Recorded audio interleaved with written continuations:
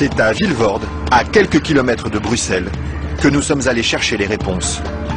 Au bout de cette zone industrielle se cache une usine très discrète, filiale d'un des plus grands groupes chimiques européens. On y fabrique l'un des additifs les plus utilisés par l'industrie, le E441, plus couramment appelé gélatine. Et le responsable commercial de l'usine, Michel Vandenberg, n'est pas peu fier de nous montrer tout ce qu'on arrive à fabriquer avec son produit miracle. Alors je vais vous montrer quelques exemples des principales applications de la gélatine. On a vraiment le secteur alimentaire qui est l'application la plus importante au niveau mondial. Alors, vous avez ici tous les produits gélifiés. Le premier marché pour lui, ce sont les bonbons. Mais on trouve aussi sa gélatine dans des gélules pharmaceutiques, des pellicules photo et même des shampoings. Il y en a partout de produits finalement. Ben, ce serait pas mal qu'il y en ait partout. Mais pour ça, il faut produire toujours plus. Alors ici, l'usine tourne à plein régime. Et la fameuse gélatine de Michel Vandenberg, la voici qui sort, tout au bout de la chaîne.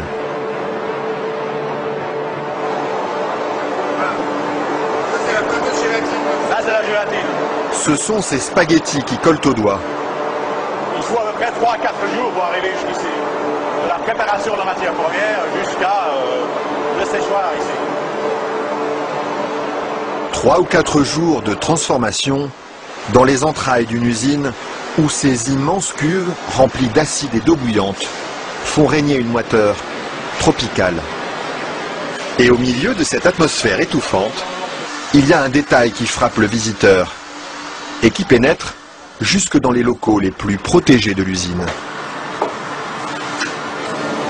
C'est pourquoi ça? Ah, c'est les odeurs. Elles sont mauvaises ici? D'accord, ça dépend. Une odeur âcre, d'acide et de graisse brûlée qui flotte sur tout le site jusqu'à l'extérieur de l'usine. Et la raison de cette odeur, la voici. C'est la matière première avec laquelle on fabrique la gélatine. Ça, c'est la matière première. Nous traitons donc la couenne, la peau de porc. D'accord. De la peau de porc qui arrive par palettes entières dans son usine. Une matière première qui ne lui coûte presque rien et qu'il achète dans toute l'Europe. Ceci vient de Hongrie. Ça vient de Hongrie, d'accord. Voilà. Et tous les jours, près de 150 tonnes de couenne de porc attendent dans ce hangar d'être dévorées par un monstre d'acier au nom évocateur, Dinosaurus.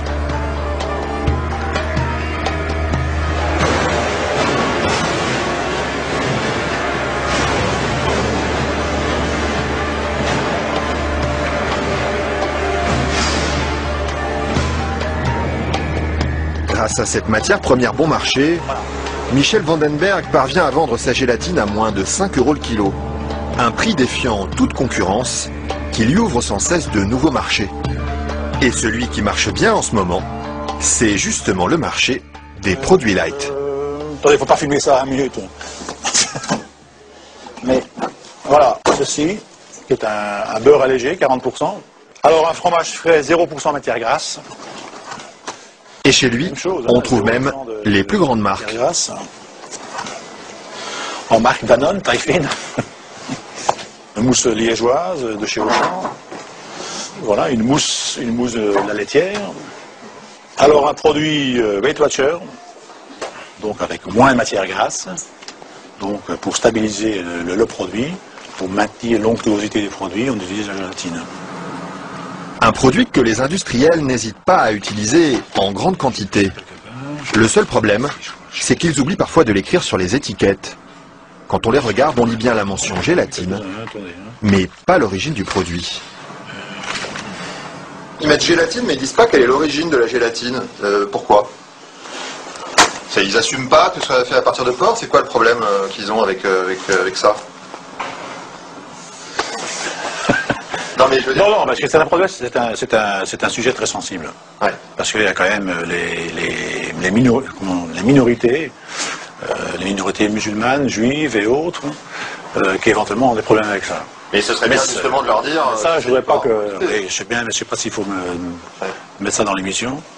Mais c'est vrai que, bon, Parce que du coup, ils savent pas si c'est du porc ou de la vache. Du coup, comment ils font pour consommer? C'est ça le problème. Il faudrait peut-être leur dire. Une question qui laisse Michel Vandenberg sans voix et à laquelle aucune marque de l'agroalimentaire n'a souhaité répondre, malgré nos nombreuses sollicitations. À croire que la gélatine de porc est un sujet sur lequel il préfère rester discret. Maintenant, si vous faites une mousse au chocolat chez vous à la maison, moi j'en fais chez moi aussi, je n'utilise pas de gélatine. Hein, mais... Pourquoi ils utilisent, eux, les industriels alors?